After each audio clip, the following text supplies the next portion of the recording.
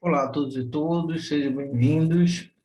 Essa é a nossa terceira aula de C271, Lógica Aplicada, tá? Nessa aula a gente vai falar um importante dispositivo, tá?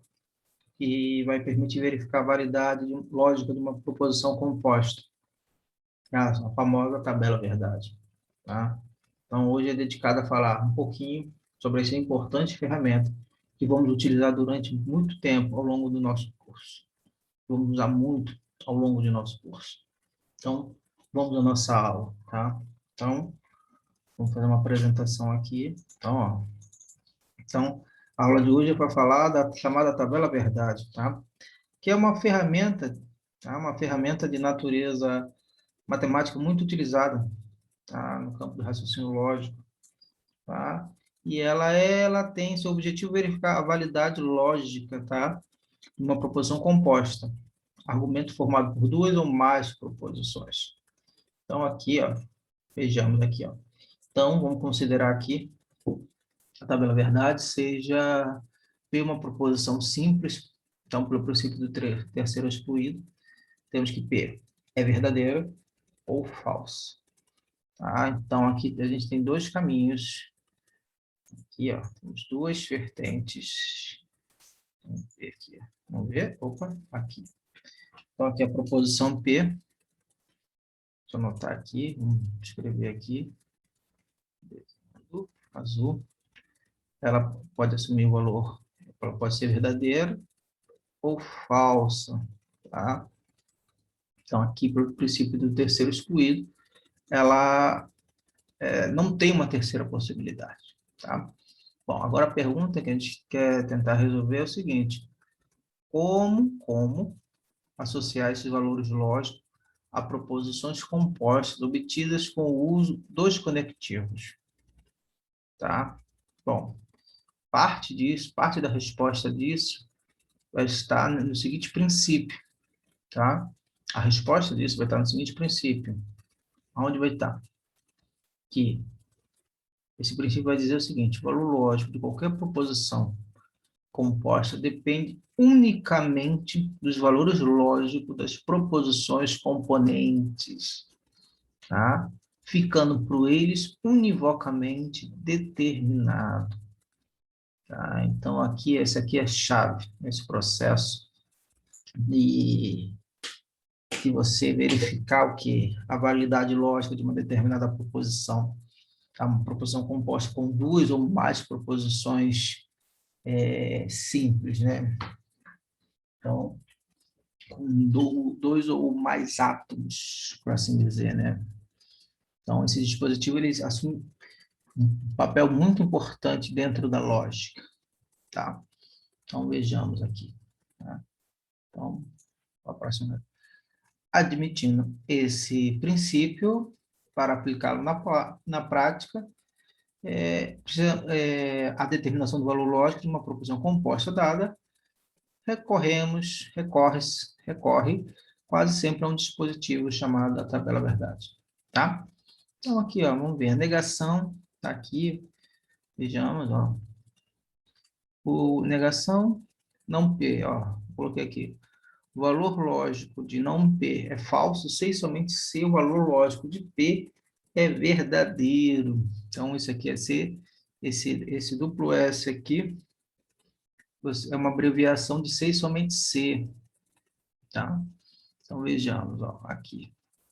Então, aqui, se P é verdadeiro, não P é falso.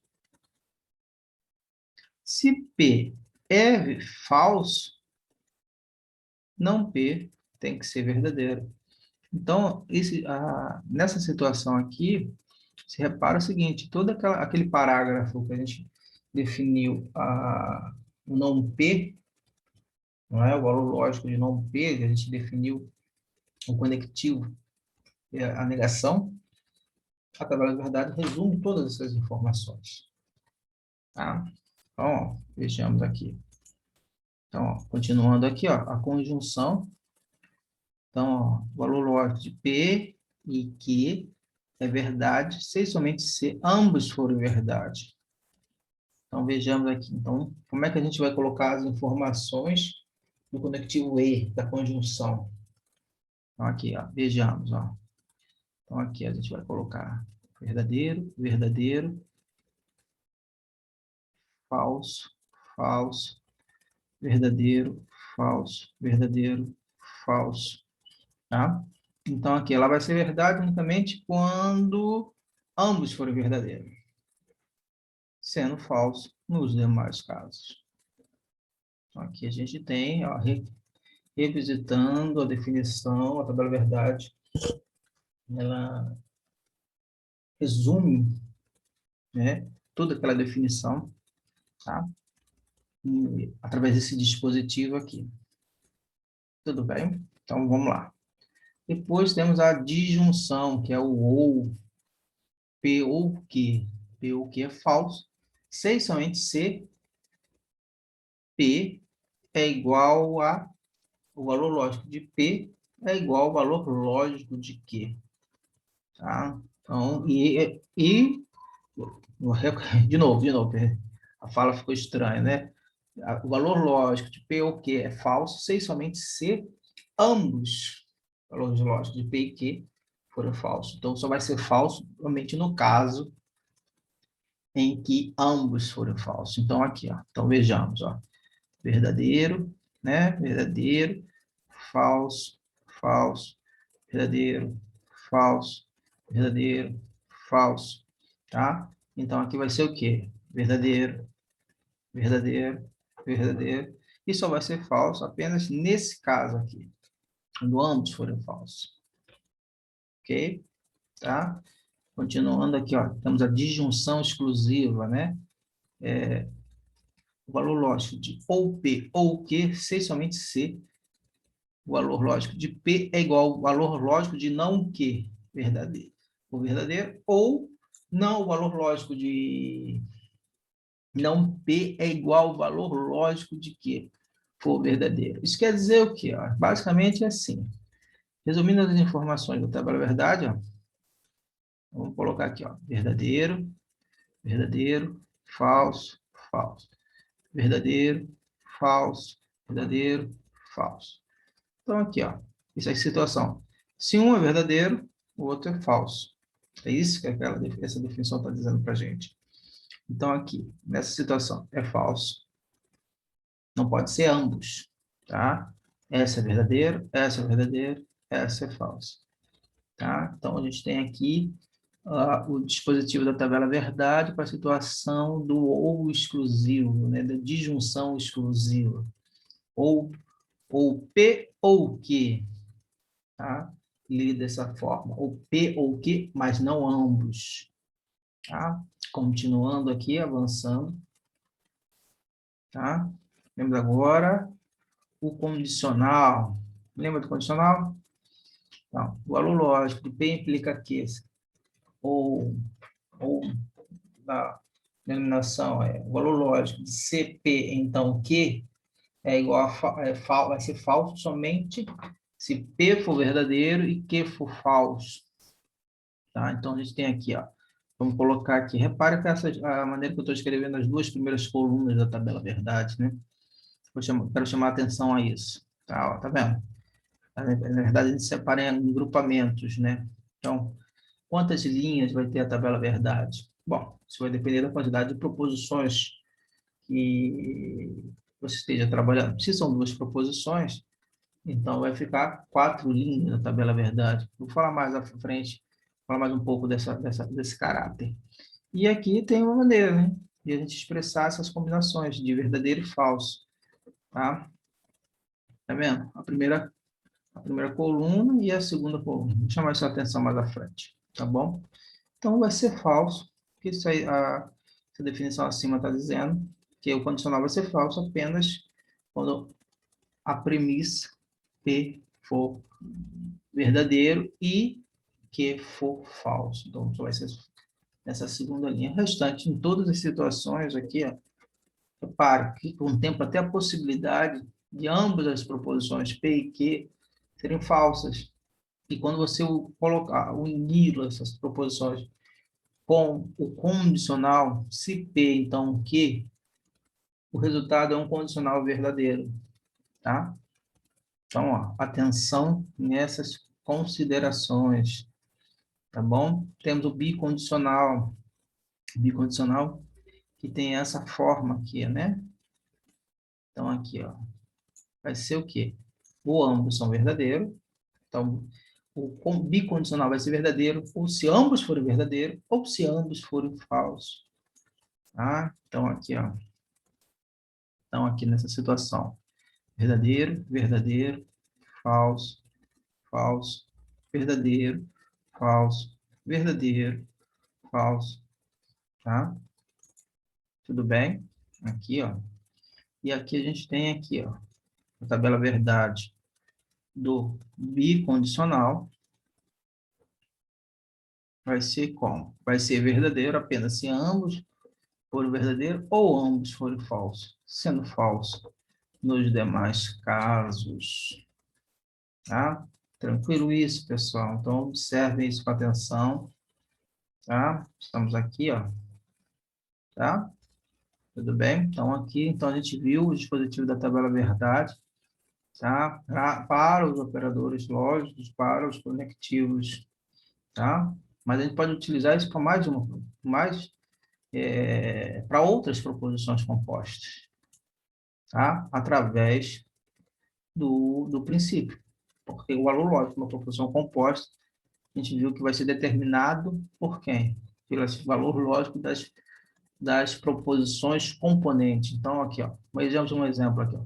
Tabela verdade de uma fórmula qualquer. Vamos ver aqui. Então, repare uma coisa. A gente aqui tem dois átomos só, repare. Já sintetizei aqui, ó. Vamos construir a tabela verdade para essa proposição composta. Repare que, apesar de ela ser extensa, ela só tem dois átomos. Eu tenho P, tenho Q, tenho não P, tem, enfim, tá? Então, tenho dois átomos aqui. Então, basicamente, o que que eu vou fazer aqui? Ó? Repara, vamos construir aqui a tabela verdade. É padrão isso, tá? Então, a gente começa pela valor lógico das proposições P e Q. Então, aqui, ó, vejamos. Então, aqui vai ser verdadeiro, ó, P vai ser verdadeiro, verdadeiro, falso, falso, verdadeiro, falso, verdadeiro, falso. Depois eu vou dar uma dica aqui, tá? Não P, então aqui vai ser falso, aqui vai ser falso, aqui vai ser verdadeiro, aqui vai ser verdadeiro. Agora eu tenho P ou Q. P ou Q vai ser verdadeiro se pelo menos alguém das proposições for verdadeiro. Então, as três primeiras linhas vão ser verdadeiras, sendo a quarta falsa. Agora eu tenho P ou Q implica não P. Implica não P. Então, a única linha que vai ser falsa nesse condicional tem que ser a segunda.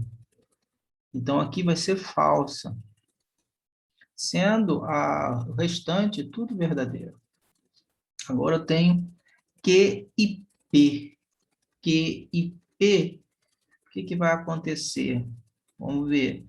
Vai ser verdadeira apenas na primeira linha, sendo falsa nas outras três linhas, tá? Agora eu vou trabalhar com o condicional. Então, o condicional aqui é um outro condicional, mas agora com as proposições aqui. Então, repare bem. P ou Q implica não P, entre parênteses, implica Q e P. Então, aqui, a primeira linha vai ser verdadeira. A primeira linha vai ser verdadeira. A segunda linha também vai ser verdadeira. E as duas últimas linhas vai ser o quê? Vão ser falsas, repara. Porque aqui, ó, olha aqui, ó. Esse aqui, ele está fazendo papel do P. E esse aqui está fazendo papel do Q. Então, o que você vai ter? Aqui vai ser verdadeiro e aqui é falso. Então, aqui vai ser falso. Então, tranquilo isso, pessoal? Tudo bem? Tá claro essas coisas, tá? Um exercício interessante de ser feito, tá? O próximo é esse aqui, ó. trabalha o quê? É o condicional do condicional, né? Então, vamos ver. Então, novamente, aqui, ó. Verdadeiro, verdadeiro, falso, falso. Tá certo? Tá? Aqui vai ser o quê? Verdadeiro, falso, verdadeiro, falso. Tá? E agora a gente tem P implica que. Se P, então Q, que vai ser falso apenas nessa segunda linha aqui. O restante vai ser tudo verdadeiro. Tá? Bom, agora que implica R. R não, não, é P, perdão. Aqui, tem um errinho aqui, né? Vamos ver. Aqui, tem um errinho do professor. Vamos ver aqui. Opa, consertar aqui. Consertar aqui, o professor escreveu as coisas erradas, mas eu vou consertar aqui. Tá bom? Então, agora, ó. Vamos ver, voltando. Então, P implica que isso é uma proposição composta que implica em P. Tá? Se P implica que, então P. Vamos ver o que é que dá. Então, verdadeiro, verdadeiro. Então, isso aqui é verdadeiro. Falso com verdadeiro, verdadeiro. Verdadeiro com falso e verdadeiro com falso. Então, dá falso aqui, nesses dois. Tranquilo isso, pessoal, tá? Tudo bem? Agora sim, agora eu vou falar uma coisa importante, né? Reparou nesses dois exemplos aqui? Nesses dois exemplos, apesar de serem pequenos, eles mostram o seguinte: eu tenho dois átomos, né? Eu tenho e os conectivos são trabalhados em cima desses dois átomos.